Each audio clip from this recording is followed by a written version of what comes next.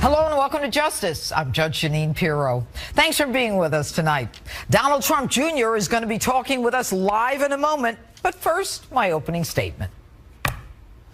There are two systems of justice in America, one for everyday Americans and one for Hillary Rodham Clinton. Follow me.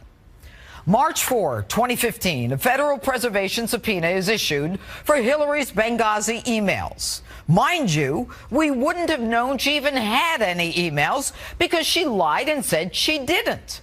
Except a Romanian hacker named Guccifer hacked her buddy Sidney Blumenthal's emails. Blumenthal, of course, a man Barack Obama would not allow in his State Department. Seems Hillary lied to Barack, too. The two of them emailing classified information about Benghazi. And so begins the mission of Top Lieutenant Undersecretary Patrick Kennedy to declassify Hillary's top-secret classified Benghazi email of foreign activities of the United States, including confidential sources on Hillary's homebrewed server. The email that actually started the FBI's criminal investigation. Now, if his name sounds familiar, this is the same Patrick Kennedy that Hillary put in charge of that Blue Ribbon Accountability Review Board for lessons learned from Benghazi. By the way, already learned from the Khobar Towers Review Board, lessons never implemented by Hillary. The same Patrick Kennedy who appointed the Clinton pals, who then chose not to question Hillary Clinton, the Secretary of State, about Benghazi. Now, Kennedy knows the urgency of destroying this particular email as opposed to thousands of others. So he engages in what some say is an attempt to bribe and others say is a quid pro quo discussion, offering the FBI long-sought positions overseas in exchange for getting rid of top-secret emails. Curious that our ambassador, Chris Stevens, personally and his staff requested security more than 600 times to protect their lives. Yet Kennedy can come up with positions to cover Hillary's career. FBI agent summaries, known as 302s, say that Kennedy actually offered a quid pro quo, FBI positions to declassify and then mark with a code 9, which would then archive the email in the basement of the Department of State, never to be seen again. And the FBI agent, although he felt pressured, refused the offer. Kennedy then makes the same offer to the FBI head of counterintelligence. And when this offer is refused, Kennedy, knowing the FBI criminal investigation is already underway, asks, will the FBI make a public statement about this? And when told they will not, he knows the coast is clear. He'll deal with the FBI and the Department of Justice later. But for now, Hillary can publicly lie to all of us. I did not email any classified material to anyone on my email. There is no classified material. So now, Kennedy, one of the darkest characters in the Clinton playbook, and that's saying something, folks, skates. But then the 302s are actually released, and Congress says, wait a minute, that sounds like bribery, obstruction of justice, contempt of Congress. Is it?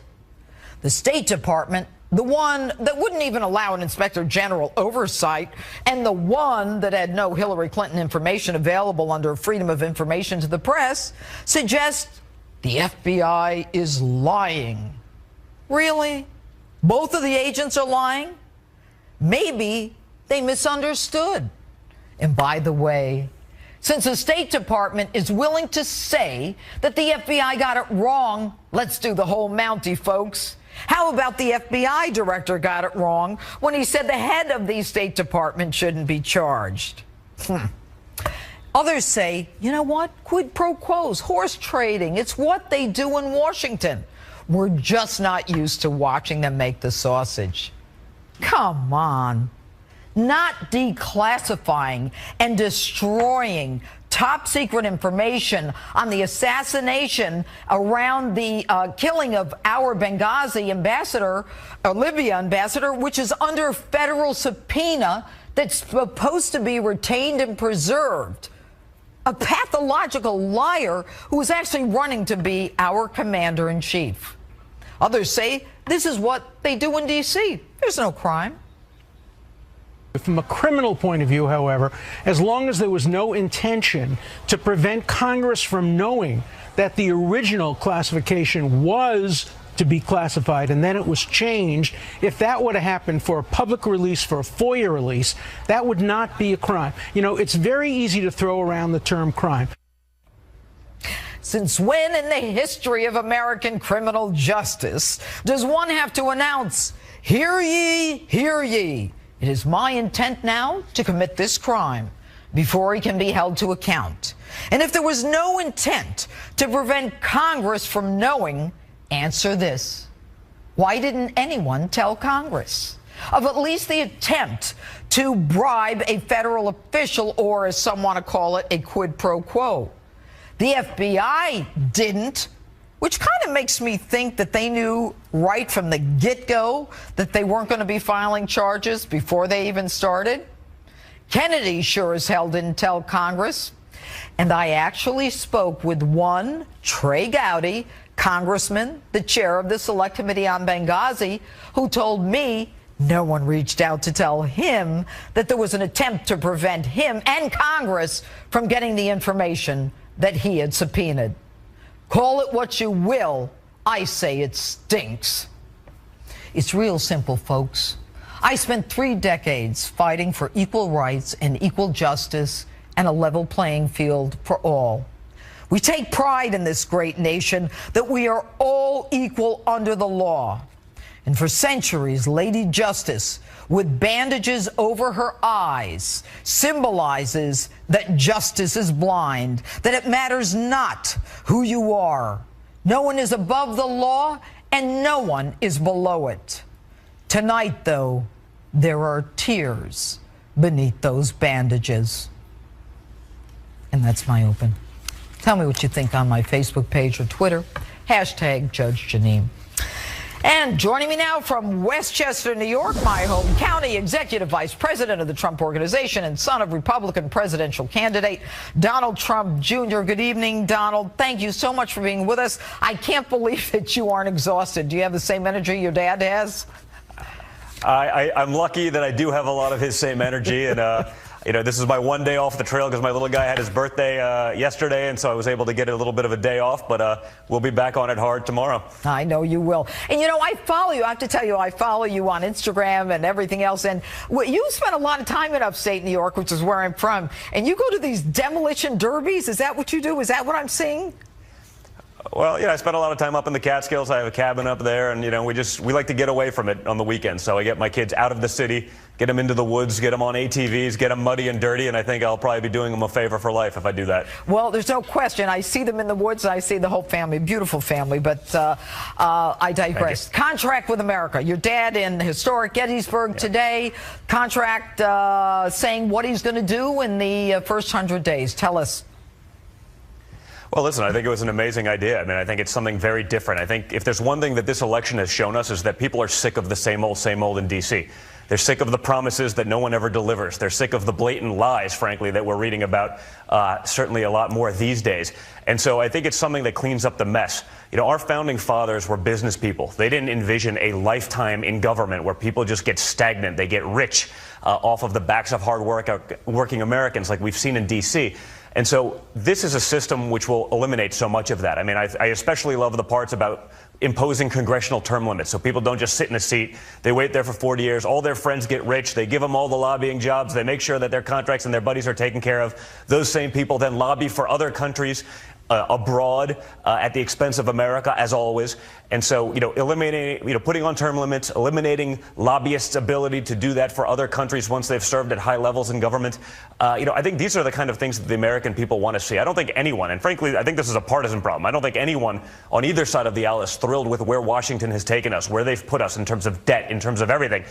So I think eliminating this, creating a way for there to be some fresh blood coming into D.C. across the aisle, I think will do a lot of good for the country and will allow government to adapt and evolve much more efficiently.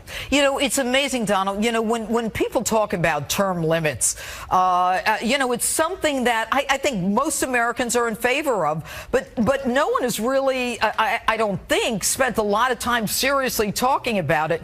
And, you know, what we see in Congress are people going in, you know, who are kind of normal and have average salaries, and they come out multimillionaires. And the American public is just just you saw a bunch up. of that this week. Didn't we? You know, more and more of that stuff is coming out. You know, more and more of that stuff is coming out. People have realized, what are the little trades that these guys are making? How is it they possibly could do this?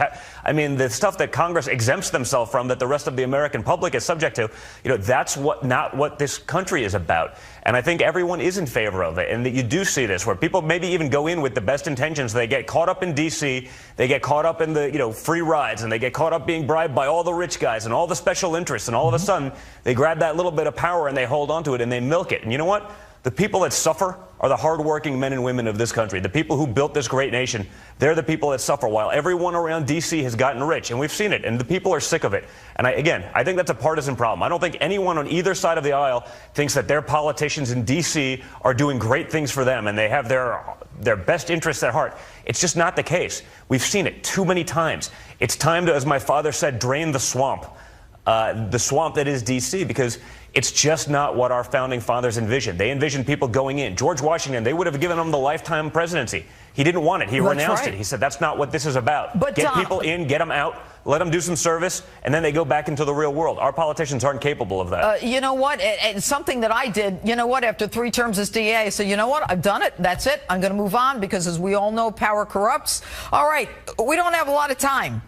Dad's got to turn around those numbers quickly. How's he going to do it? Well, listen, I think he's going to keep doing what he's doing. I mean, you saw it today, the contract with America. I think that's a really important aspect of it. I think there's so much more in that, whether you're talking about healthcare, whether you're talking about education, all of the things that he's going to institute in the first 100 days about bringing the Constitution, putting that back into effect in America.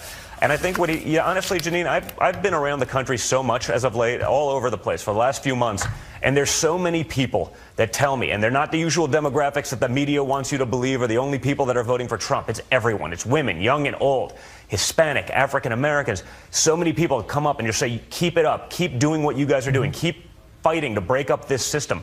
You know, you hear it once or twice, you say, then I have the people that are 25, 35, 45, 55, up to 83 that come up to me and tell me every day, I've never registered to vote, and I did it last week for the first time in my life so that I could vote for your father. There's a real undercurrent here that's not getting picked up in polling. These aren't people that are going to tell pollsters anything. I think they're going to show up, and I think you're going to see a real surprise on Election Day, and I think you're going to see a lot of that in early voting as well. All right, Donald Trump Jr., thanks so much for taking time out of your family time. Thanks. All right. My pleasure, Jeanine. Thank you for having me. And joining me now, my all-star political panel, CPAC Chairman and Republican strategist Matt Schlapp, along with Democratic strategist and principal of the Dewey Square Group, my friend Marianne Marsh.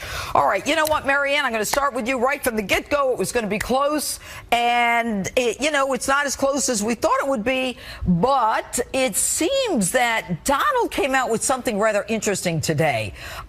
This idea of, some of the stuff he talked about, term limits, preventing them from lobbying, and we all know that some of the legislation in Congress that they're talking about, when they say they're going to prevent insider trading, isn't really real stuff that's going on. Isn't this stuff that the American people are interested in, irrespective of politics? Well, sure, Judge, but the problem is that Donald Trump once again today stepped on his own message by saying things by unforced errors, by talking about the fact that the first two things he would do is he would sue his accusers and sue the media. And that's all you're hearing about tonight. So repeatedly throughout this campaign, Donald Trump, whether it was in the debates or elsewhere, says things that are unnecessary and, frankly, unpresidential, and it steps all over any good message he might have had. And Marianne, I wonder about whether or not that's true, and I'm going to ask Matt about that, but it seems that Donald Trump can say a million things, and the only thing gets picked up is the women. But, Matt, I'll let you answer that. Yeah, absolutely. I mean, look, these reforms are dramatically important. What he's talking about is change in Washington. We've said this so many times together, Judge, which is people want to get the economy going. They want to defeat these terrorists, and they want to upend and change Washington. He's got to stay on these messages, and there's nothing Hillary Clinton can say about this. She is the problem. She's part of the problem. She's corruption with a capital C, and he needs to stay on these themes. Why is she ahead of him? Look, if you look at all these polls, okay, I think there's a lot of voters that want to put Donald Trump in timeout from time to time. They hear things they don't like, and they don't want to tell pollsters that they're going to be for him. But I do think this race is naturally going to get very tight at the end. All the demographers I respect say that, but he's got to put together a good 17, 18 days here. Okay, and you know, Marianne, I want to ask you about something that I recently found out about, and that is a poll called the IBD, the Investors Business Daily, which is some kind of intelligence tracking poll that apparently, has been pretty accurate. Have you heard of it, Marianne? I have, and I know people have cited it throughout the day today in particular because it shows Trump in the lead and having accurately predicted the last 3 presidential elections. Yeah, that's but pretty good to accurately predict the last 3. Come on, Marianne, come on. But I think Matt made my case for me, frankly, but let's talk about the poll numbers for a moment. Over the last 3 debates, this went from a very close race to Hillary Clinton picking up 7 points. And there's a reason. Because in the debates, when you had 50, 60, 70, 80 million people watching, they rendered their judgment. And Hillary Clinton did a very good job in those debates. And Donald Trump had his moments, but then he hurt himself repeatedly in each of those debates. I wonder if one it's last so point. much. I think. Go ahead. The last point is, I think what you see now is the Clinton campaign's on offense as a result in building out more states, going to states like Arizona you wouldn't expect, and trying to bring Senate races along with them. Donald Trump's still talking to his base and really has to run the table on a very tight needle, which I think is going to be tough when he's behind in all but one and only tied in Ohio right now. Here's the question that I have. You know what? You can say that it's the debates, but I think historically people have said, you know what? Everybody thinks their guy won the debate. Okay, it's a very subjective thing. And if anything has hurt Donald, I think that everyone's pretty sure it's like not, I think the 11th woman today coming out that Hillary teed up with the Miss Universe from 20 years ago. It seems orchestrated, but I don't know, Matt. You tell me. Look, I think that what has hurt Donald Trump is not the debate performances. His last 2 have been fantastic. It's what happens after the debate performance. And what we're seeing here is he is on offense on his message, which he has not done before effectively, but he's doing it now. And the American people want any excuse, Judge, any excuse to not vote for this woman. They do not like Hillary Clinton. All the polls show it. He's just got to be a responsible alternative, and I think he's going to show that over the course of the next 2 weeks. Now, but Matt, to your point, Matt, yes. If it's after the debate, then after the 3rd debate, Donald Trump spent 3 days talking about the fact he won't accept the results of the election, but Marianne, that dominated everything. Talk about let me that. Go there. Go. Well, he did. First of all, that's a fact. The problem with the Hillary Clinton campaign is the following. In almost all these polls we talk about, she's at about the mid-40s. She can't even come close to Barack Obama's numbers. She has definite problems as a candidate. It's the truth. So many of us would say after the October, we've never seen an October like this in the history of presidential politics, and she is having trouble putting this away. And I think that means the voters, in the end, they still are looking at Donald Trump, and I think they really want to vote for him. And you know what I wonder, Marianne? Yeah. I mean, why is it that Al Gore cannot accept the results of a presidential race, but Donald Trump, when he says it and is honest, which is why a lot of Americans love him, he's like, oh my God, he's going to start a revolution. You're kidding, aren't you? So, Judge, honestly, no. I mean, that was, I think that was really unfair, the Trump campaign, to do that, because in Florida, where they had cast millions of votes, there was a discrepancy of 537 votes. That's an automatic recount. That's a recount. That's not rejecting the outcome. That's a recount. And anyone who does campaigns knows it. Anyone knows it. A recount. Thanks for being with us tonight. Thanks, Judge. All right. And GOPAC Chairman David Avella is standing by. And next, Hillary Clinton meets with Black Lives Matter activists as another member of the group kneels down while singing our national anthem at a basketball game. Has all of this gotten out of control? Kevin Jackson and I talk about it next and later. Do you think more dead people vote Republican or Democrat? Yes. Yes! You sound like Hillary Clinton. Ouch! You always get the truth from a Las Vegas taxi driver. Tonight, I hit the strip in Sin City to find out who voters are willing to gamble on come November. Roll that dice as justice rolls on. After the national anthem singer at Friday's Miami Heat game kneels in protest, revealing a shirt with the phrase, Black Lives Matter. Here with Reaction Radio Show host and author of The Big Black Lie, Kevin Jackson. He's also a Fox News contributor. All right, good evening, Kevin.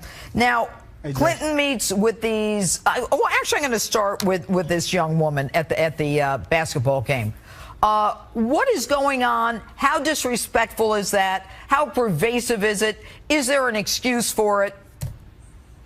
No excuse for it. I think it's actually going to end up helping Donald Trump. I think a lot of Americans are sick of this nonsense. There's not a black person in America that calls himself an African American and wants to live in Africa. And look, this country has given blacks an amazing opportunity, and we see these examples every single day. And we have Colin Kaepernick having started this little revolution. It's killing the NFL. Look at their ratings. I think this is going to help bring America back together with people looking at this nonsense and saying this is not the country we built. Okay, very quickly, when you say it's killing the NFL ratings, does the NFL, should they not put these guys in games if they can't stand up with their hand across their heart? They should fire them. Quite frankly, they should let every one of them go. But look, you're in an entertainment sport. Nobody wants to know your politics or care about it. If you want to make a statement like that, make it in your private life. Go do something to help black people in the community, but not, make it a cop issue. They don't do that, but they'll, yeah. Got it. All right. Now, Clinton meets with Black Lives Matter people in Cleveland, but she refused similar requests by police. What are your thoughts? Well, the only reason why, unless George Soros gave Black Lives Matter some money and she was trying to get a donation to the Clinton Foundation, there's no reason for her to meet with them. Look, these are her attack dogs. She's got to meet with them because these are the people that do her dirty work. If you remember with Bernie Sanders, these people were the ones running up, grabbing his mic and acting as if he didn't care about black people. Hillary Clinton, and we've learned from emails, but we knew this going in, that she wanted to pit Sanders against blacks, and the Democrat Party was saying Sanders can't attract the black vote. These are her attack dogs. These are the people she needs to act as if Trump wins, they're going to go and march and burn down cities. Keep in mind, she doesn't meet with the Tea Party. She doesn't meet with conservative groups. She meets with people who want to kill cops and condone the killing of cops, who burn down businesses in black communities where black people who are practicing the free market system are there, and she wants to meet with them. Okay, so she meets with them, this DeRay McKesson and Brittany Packnett, and she wants to discuss, according to this release, criminal justice reform, community engagement, and the diverse opinions of people of color. I mean, she's been around for 30 years. What has this woman done other than call, a lot of African-American youth super predators? She's done nothing. Her husband put a lot of blacks in prison for reasons that, quite frankly, they shouldn't have gone. Petty drug charges, things like this. And look, they wanted more police on the street, and I don't have a problem with that. If the criminality in the black community, deserves it, let's do it. But let's do it for the right reasons, and let's not now come back later, 30 years later, and pander. All right, Kevin Jackson, always good to have you here. Thanks so much. You too, Judge. All right, and Colonel David Hunt is still ahead tonight, plus street justice in Vegas. And next, David Avella and I break down Donald Trump's contract with American voters and how the first 100 days of a Trump presidency might play out. That's ahead. Stick around. New reaction tonight to Donald Trump's major policy speech earlier today and to the latest batch of Clinton camp emails released by good old WikiLeaks. Let's get right down to it all with GOPAC chairman and Republican strategist David Avella. All right, good evening, David. Let me ask you about a couple of things. Number one, Donald Trump today in Gettysburg, first 100 days, contract with Americans. What did you think?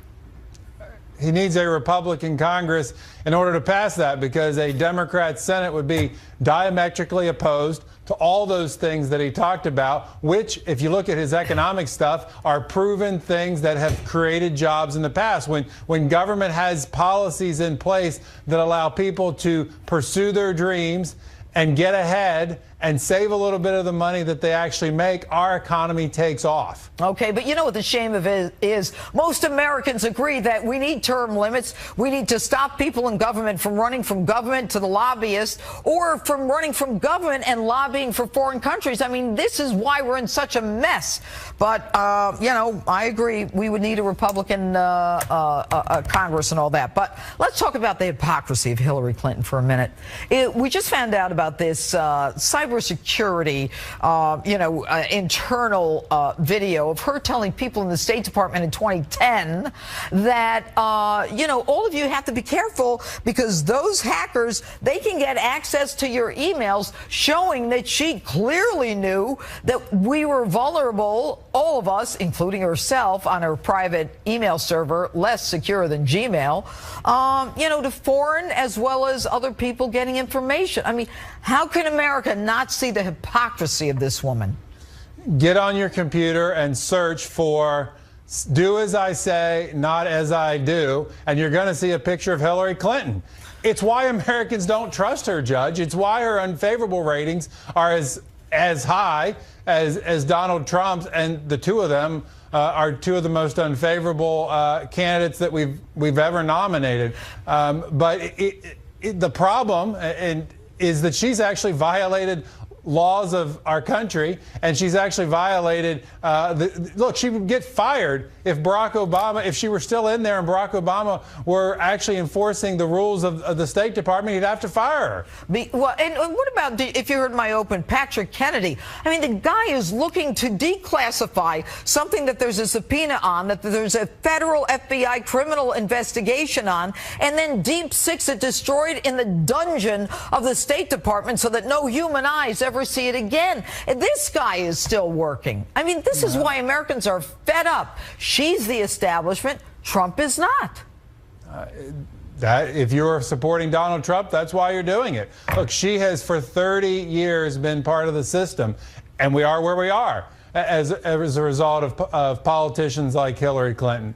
And so if you don't want that, Donald Trump is your choice in this election. But back to the Kennedy for a second. Judge, let's not forget some of the famous 1960 election results where, the Kennedys were very much part of making sure that the ballot boxes were filled in places like Cook County, Illinois, and in places in Texas to make sure the Kennedy-Johnson ticket won. Look, the Kennedys have no problem using laws or breaking laws to make sure it favors them. Scary stuff with not a lot of time before the election. David Avella, thanks so much for being with us tonight. Judge. All right. And Colonel David Hunt is next, plus street justice. Don't go away. I think you're going to want it.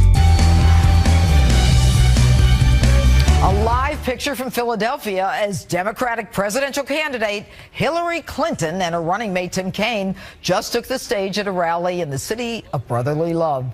Meantime, the issue of foreign policy is looming very important in the race now. Just over 2 weeks until Election Day. And it's been almost a week since the offensive to drive ISIS out of Mosul in Iraq. And joining me now, Fox News military analyst and my friend, Colonel David Hunt. All right. Starting with Mosul. So last week, all of a sudden, there is this initiative. We're going into Mosul, and, this is it. And so I say to myself, what just happened? Why now? What have we been doing? Does the election have anything to do with this? Yeah, it has everything to do with it. I mean, the Iraqi military was just about disbanded, ran off the battlefield 2 years ago, left 50,000 pieces of equipment, and we've been training it for 2 years, we the Americans. And they were not quite ready, but the president made a decision, and all wars are political, so it's timing. I think it's bad timing because the Iraqi military is not quite ready, and we've got 6,000 Americans over there right now, 2,000 of which are in direct line of combat. So it's a political decision. And we lost one yesterday? Yeah, last week, Thursday. Okay. One soldier. All right. And, when you say they weren't quite, 2 years ago, they were dropping their weapons and their pants and everything when ISIS came through. And I just remember reading not that long ago that all the money we had spent training them, there were like 3 people trained. And now we spent $17 billion training billion training that military. It wasn't bad. Maliki, the prime minister, fired all of his officers, all the Sunni officers, and replaced them with Shia. And that was the main reason they ran off the battlefield. All I'm just saying is it takes a lot longer than 2 years to build that kind of an army back up to take a city like Mosul. All right. Now, assume that they take Mosul. All right. Then what happens in Iraq? Is it the same thing as when we left before? I mean, ISIS is still going to be operating in neighboring Syria, correct? Yeah, but Iraq's almost a failed state. And then Iran's right in the middle of it. So what does that mean? It means it doesn't work very well. I mean, Iran has got all the taxis, all the telephones, all the business. They're connected religiously. So, but Iraq itself does not run very well at all. The problem with ISIS is, yes, we'll take Mosul, probably take 2 weeks to a month, but they're going up into Syria. The problem going after them in Syria is going to be the Russians. But until you get into Raqqa and Aleppo, ISIS is not going to be stopped. This taking Mosul stops the caliphate. Okay. It doesn't stop ISIS. It stops the caliphate, but not ISIS, and then we can't follow ISIS into Syria because of Russia. True. Okay. Now, Iran has always wanted Iraq. I mean, they've always lusted for that country, correct? Okay, so if we give up, if someone said to me, you know what, if Iran is the biggest sponsor of terrorism in the world's largest sponsor of terrorism, that's close, sure. And we give them, Iran, $150 billion of American money, what does that make us in terms of the sponsoring terrorism? Okay, the only one problem, Judge, is that was their money we gave them. Yeah, you believe that? What about the money we sent on the plane with no markings on it that they said they couldn't wire? Why are you laughing? Iran is a terrorist state. There's no question about that. But the consequence of the Iraq war is that Iran became a superpower in the Middle East. They have absolute control over Iran. So we give them $150 billion more? If they're such terrorists, why are we giving them more money? But first of all, one of the reasons we did that is you make treaties with your enemy is to get more information, to get some handle. We couldn't even get our men back. What are you talking about? Then they put our sailors on their knees. It wasn't perfect at all. It wasn't perfect. It wasn't worth it. I know you're a colonel, and you know more than I do, but they're telling me I got to go. I got to go. Colonel David Hunt, thanks for being with us. You're welcome. All right, and street justice is still ahead. Plus, I met a fascinating guy in Las Vegas last week who told me some things I didn't know about millennials and this election. You're going to meet him next.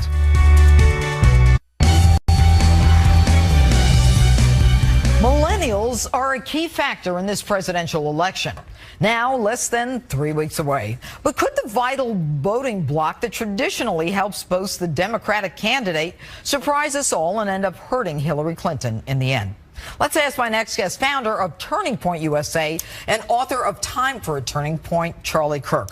All right, Charlie, I understand that you run a national student activist organization. What is this organization? Yeah, it's called Turning Point USA. I founded it 4 years ago on June 5th of 2012, and we organize college and high school students around the values of free markets and limited government. And it gives me a really interesting insight into what young people are thinking and feeling, especially in this most consequential presidential election. And you have a lot of people in this organization. That's right. I mean, we host leadership conferences all across the country. You know, we have almost tens of thousands of members that are active on the ground on colleges, and we're fighting for freedom. We're fighting for smaller government, free markets, and a return to the Constitution, and really fighting back up against the politically correct agenda that's being pushed on our college campuses. All right, millennials, people under 30, I assume, essentially, correct? That's right. Okay, millennials now big in this race. Now, let's compare Trump and Hillary. Yep.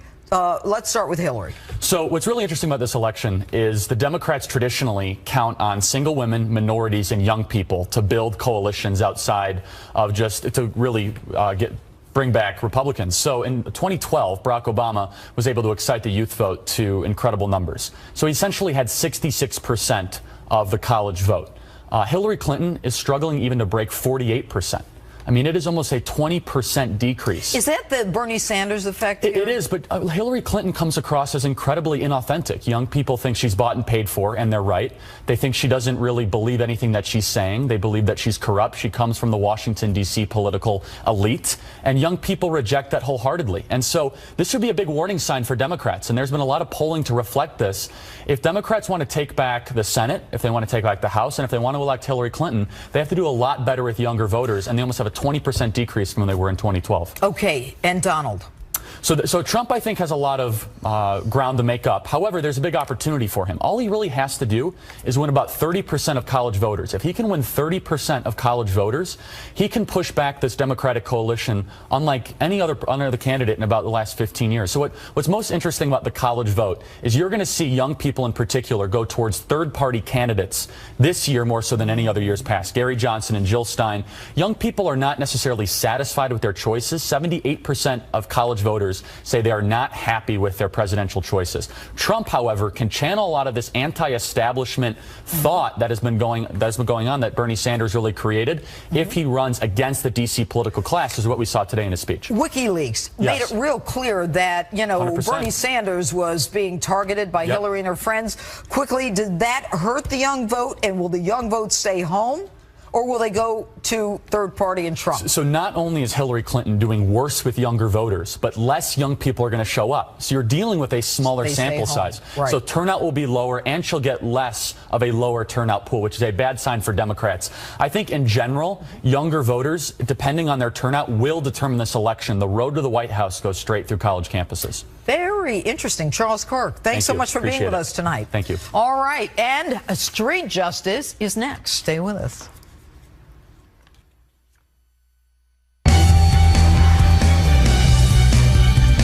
You've been waiting all night for your dose of street justice, and it's finally time. This week, I hit Sin City to ask the gamblers who they'd put their money on for Election Day. Take a look. Who has the better poker face of these two candidates? The better poker face? Hillary. Who has a better poker face? Trump does. If you were to double down on this election, who would you double down on? Goodness. Unfortunately, I wouldn't vote for her, but I think Hillary's actually going to win. Okay, who would you gamble on? I'm voting on Trump. Why? Because I love him. I think he's a good businessman. I think that our country needs somebody that will take hold of the economy, balance the budget. We're at a convention with about 12,000 women that we all sing and compete. Really? Yes, and then we celebrate afterwards. Oh, good. Don't celebrate before. It's not good for your voice. I saw the champagne. They're bringing up champagne. That sounds good. Yeah, room 222. Be there. If you were to gamble on this election, who would you gamble on? Hillary, for sure. Hillary. Yeah. Is it a woman thing? No, it's not voting for an idiot thing. Yeah, what's she done for you? What has she done for me? Yeah, give me an idea.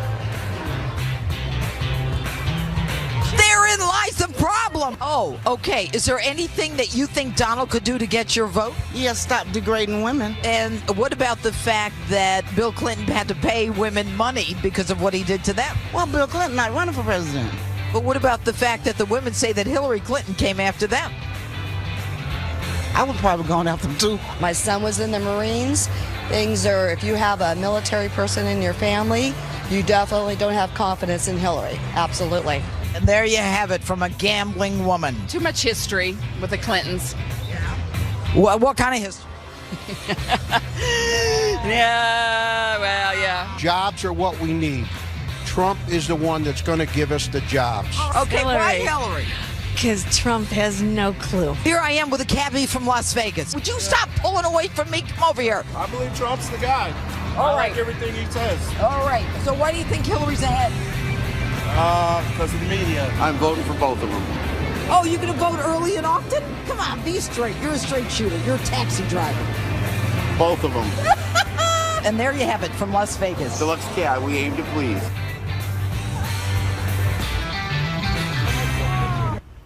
And that's it for us tonight. Remember, friend me on Facebook, follow me on Twitter and on Instagram at Judge_Jeanine. And if you really want to be nice, buy my book, You Kill Them All. Thanks so much for watching. We're back right here tomorrow. One of the darkest characters in the Clinton playbook, and that's saying something, folks, Skates. But then the 302s are actually released, and Congress says, wait a minute. That sounds like bribery, obstruction of justice, contempt of Congress. Is it? The State Department, the one that wouldn't even allow an inspector general oversight, and the one that had no Hillary Clinton information available under Freedom of Information to the press, suggests the FBI is lying. Really? Both of the agents are lying? Maybe they misunderstood. And by the way, since the State Department is willing to say that the FBI got it wrong, let's do the whole Mountie, folks. How about the FBI director got it wrong? 9, which would then archive the email in the basement of the Department of State, never to be seen again. And the FBI agent, although he felt pressured, refused the offer. Kennedy then makes the same offer to the FBI head of counterintelligence. And when this offer is refused, Kennedy, knowing the FBI criminal investigation is already underway, asks, will the FBI make a public statement about this? And when told they will not, he knows the coast is clear. He'll deal with the FBI and the Department of Justice later. But for now, Hillary can publicly lie to all of us. I did not email any classified material to anyone on my email. There is no classified material. So now, Kennedy, what about Benghazi? And so begins the mission of Top Lieutenant Under Secretary Patrick Kennedy to declassify Hillary's top secret classified Benghazi email of foreign activities of the United States, including confidential sources on Hillary's homebrewed server. The email that actually started the FBI's criminal investigation. Now, if his name sounds familiar, this is the same Patrick Kennedy that Hillary put in charge of that Blue Ribbon Accountability Review Board for lessons learned from Benghazi. By the way, already learned from the Khobar Towers Review Board, lessons never implemented by Hillary. The same Patrick Kennedy who appointed the Clinton pals, who then chose not to question Hillary Clinton, the Secretary of State, about Benghazi. Hello and welcome to Justice. I'm Judge Jeanine Pirro. Thanks for being with us tonight. Donald Trump Jr. is going to be talking with us live in a moment. But first, my opening statement. There are two systems of justice in America. One for everyday Americans and one for Hillary Rodham Clinton. Follow me. March 4, 2015, a federal preservation subpoena is issued for Hillary's Benghazi emails. Mind you, we wouldn't have known she even had any emails because she lied and said she didn't. Except a Romanian hacker named Guccifer hacked her buddy Sidney Blumenthal's emails. Blumenthal, of course, a man Barack Obama would not allow in his State Department. Seems Hillary lied to Barack, too. The two of them emailing classified information. Benghazi. Now, Kennedy knows the urgency of destroying this particular email as opposed to thousands of others. So he engages in what some say is an attempt to bribe and others say is a quid pro quo discussion, offering the FBI long-sought positions overseas in exchange for getting rid of top-secret emails. Curious that our ambassador, Chris Stevens, personally and his staff requested security more than 600 times to protect their lives. Yet Kennedy can come up with positions to cover Hillary's career. FBI agent summaries, known as 302s, say that Kennedy actually offered a quid pro quo, FBI positions to declassify and then mark with a code